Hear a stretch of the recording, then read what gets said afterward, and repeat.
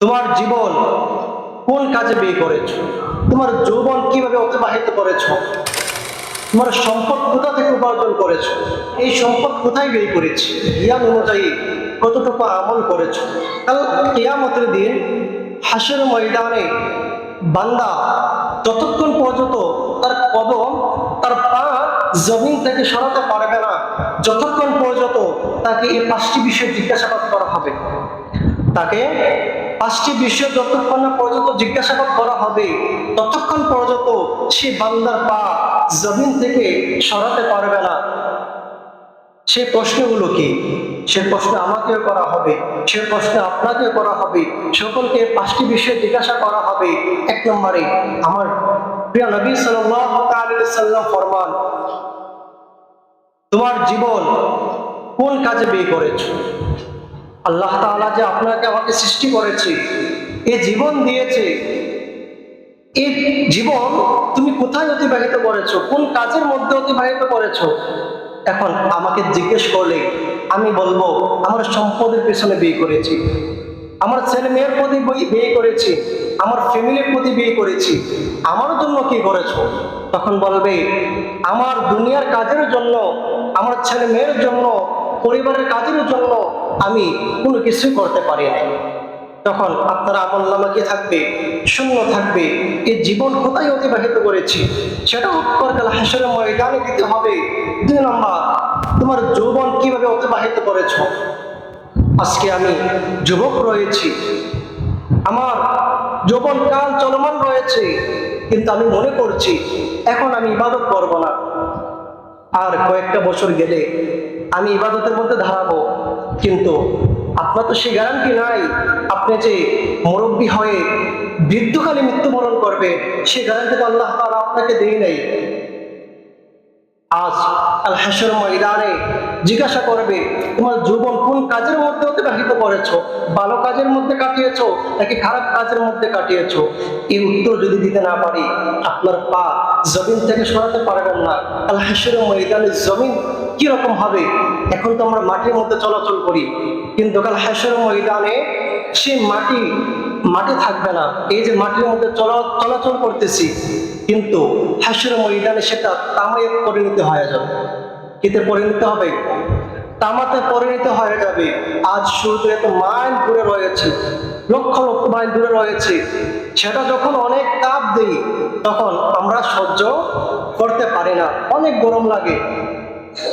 মাটির মধ্যে খালি পায়ে হাঁটতে পারি না, অনেক গরম লাগে, মাটি অনেক গরম হয়ে থাকে, জুতা লাগে হাঁটতে গেলে। কিন্তু কাল হাসরের ময়দানে সেই মাটিগুলোকে তামাতে পরিণত করে দেওয়া হবে। সূর্য আপনার কিছু কিছু রেওয়ায়েতের মধ্যে রয়েছে 1 হাত, আবার কিছু কিছু রেওয়ায়েতের মধ্যে রয়েছে 1.5 হাত।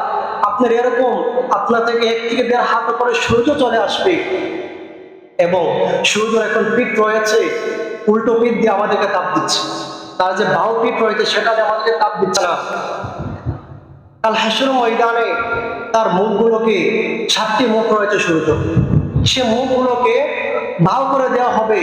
সেই সোজা মুখ দিয়ে বাউ মুখ দিয়ে আপনাকে তাপ দিবে।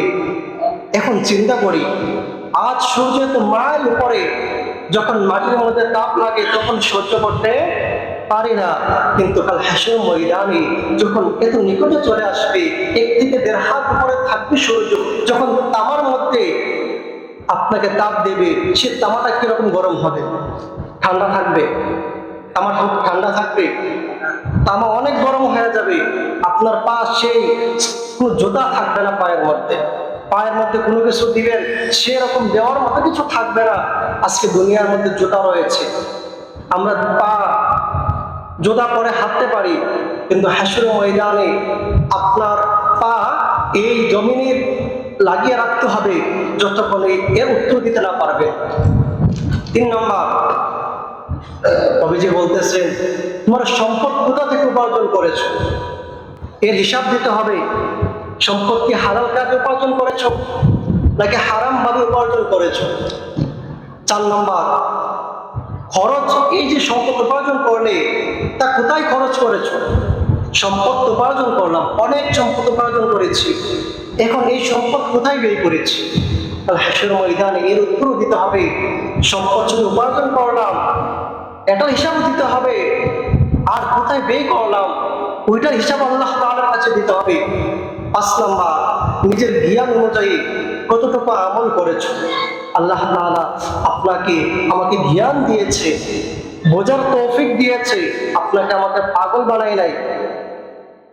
আমাকে আপনাকে যতটুকু বোঝার জ্ঞান আল্লাহ তাআলা দিয়েছে, কিন্তু এই জ্ঞান অনুযায়ী মেধা অনুযায়ী আপনি কতটুকু আমল করেছেন, এটা কি ভালো কাজে ব্যয় করেছেন নাকি খারাপ কাজের মধ্যে ব্যয় করেছেন? এই 5টি প্রশ্ন যখন করা হবে তখন আপনার আমার কোনো অস্তিত্ব থাকবে না। যদি নেককার হয়ে থাকে, ভালো কাজ করে থাকে, 5টি উত্তর দিতে পারবে। আর যে কাজগুলো করবে না তখন তো কাল হাসরের ময়দানে সে আল্লাহ তাআলা দরবারের মধ্যে গ্রেফতার হয়ে যাবে। তখন চিন্তা করি, যদি আপনার আমার পা যদি সেই তামা সে জমিন থেকে যদি না সরে তখন আপনার কি অবস্থা হবে?